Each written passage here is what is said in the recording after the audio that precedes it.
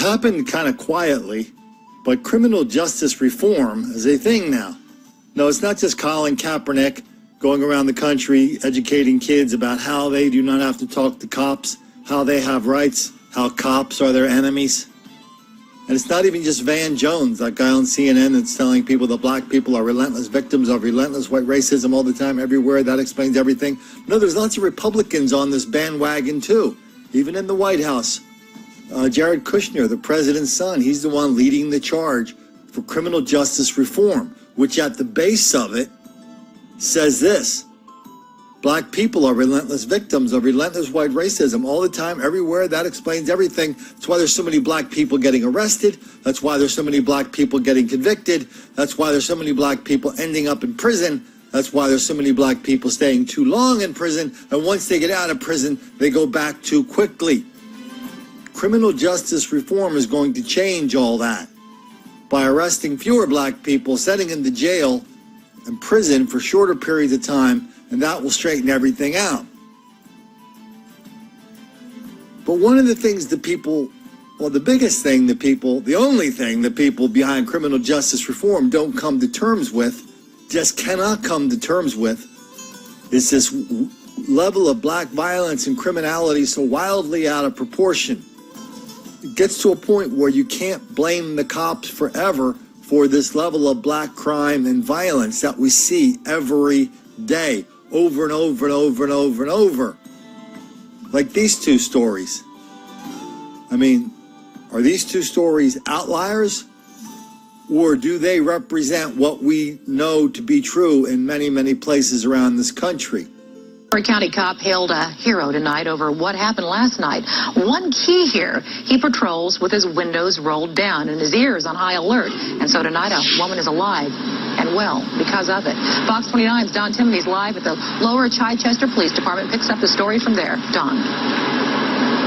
Well, Lucy, the officer gets emotional when he thinks about what happened because he says it could have been someone in his family. He's just glad he was in the right place at the right time.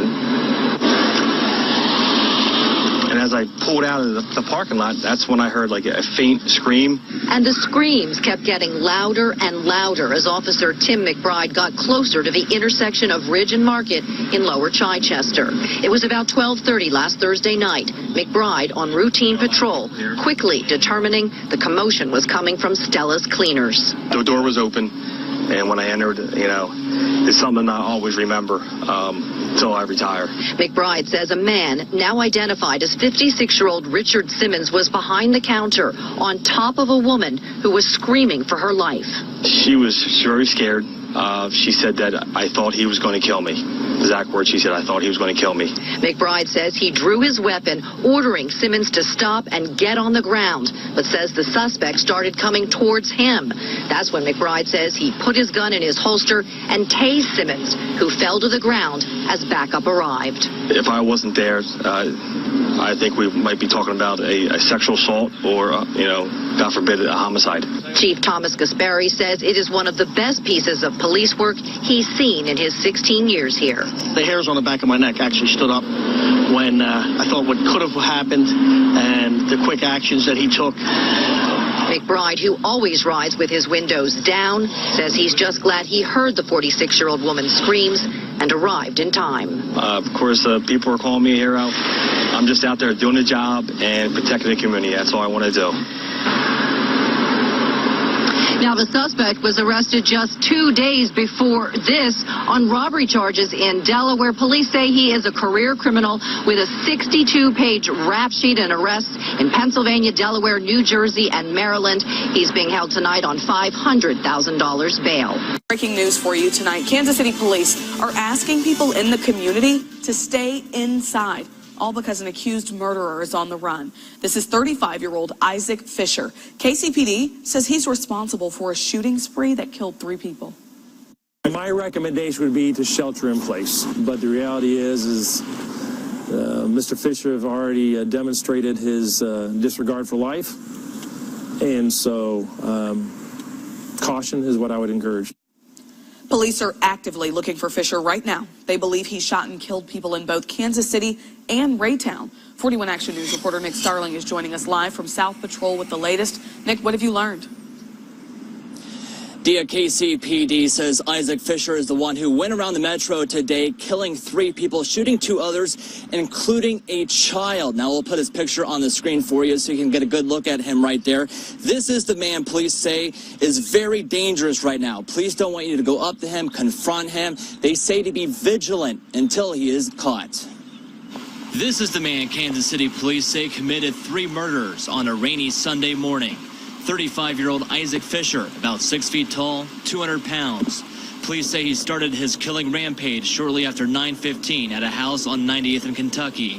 1 woman found dead inside the house.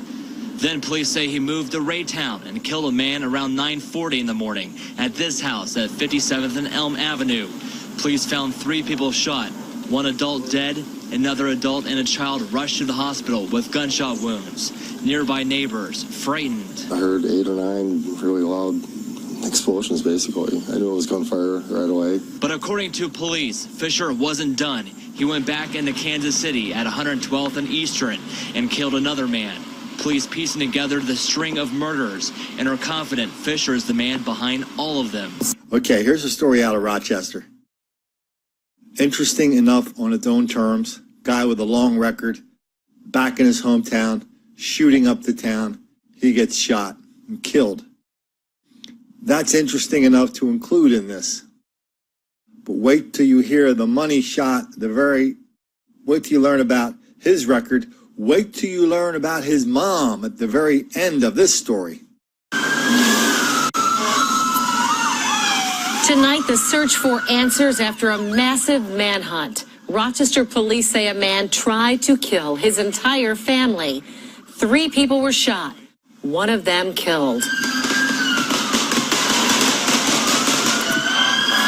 A police chase through city streets ended with a shootout. The suspect is dead. It's not clear if it was from one of his own bullets or shots from officers. Moments before, the suspect pointed a gun at our news crew. I'm thankful that this incident was not more than what it was. And it was because of the bravery and the attention that our law enforcement officials displayed today. The chaos put all city schools into lockout, and it set city, county, and state law enforcement racing into action. All of it started about 10 this morning on Post Avenue and ended about 2 hours later on the other side of town on Forester Street. 13 Wham's Amanda Valdez is live tonight. It is still a very active scene as we learn more about the suspect from his family members. Amanda?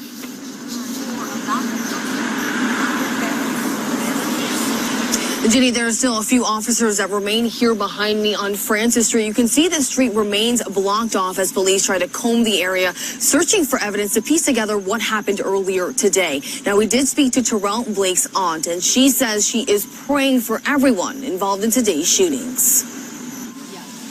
Overcome with emotion, holding back tears, Juliette Blake Levan is trying to come to terms with what happened to her family. Earlier today, she was on the phone with police as they chased Terrell Blake across the city. And I called him and I was begging him, please don't kill my nephew. My nephew had mental illness. Blake was her nephew, police identifying him as a man who was shot and killed on Forester Street after exchanging gunfire with officers. I'm thankful that this incident was not more than what it was. And it was because of the bravery and the attention that our law enforcement officials displayed today. Rochester police say Blake shot 3 people, including his son who survived and a woman who did not. I'm so sorry for those people. Oh my God, I'm so sorry for that, the young lady. She says her nephew and the woman who died had a child in common. She says he had moved to Georgia and come back to Rochester to be with his children. Today, Rochester police described Blake as a man on a mission. And that he had made plans and made threats that he intended to go and kill his entire family. Police believe Blake had the intention of killing more people. Hours later, streets in the North Goodman area still blocked off as police combed the streets to find evidence and speak to witnesses. Some neighbors say they heard gunshots from their homes earlier today. I seen all different police departments chasing him, and all you heard was just multiple shooting back to back to back.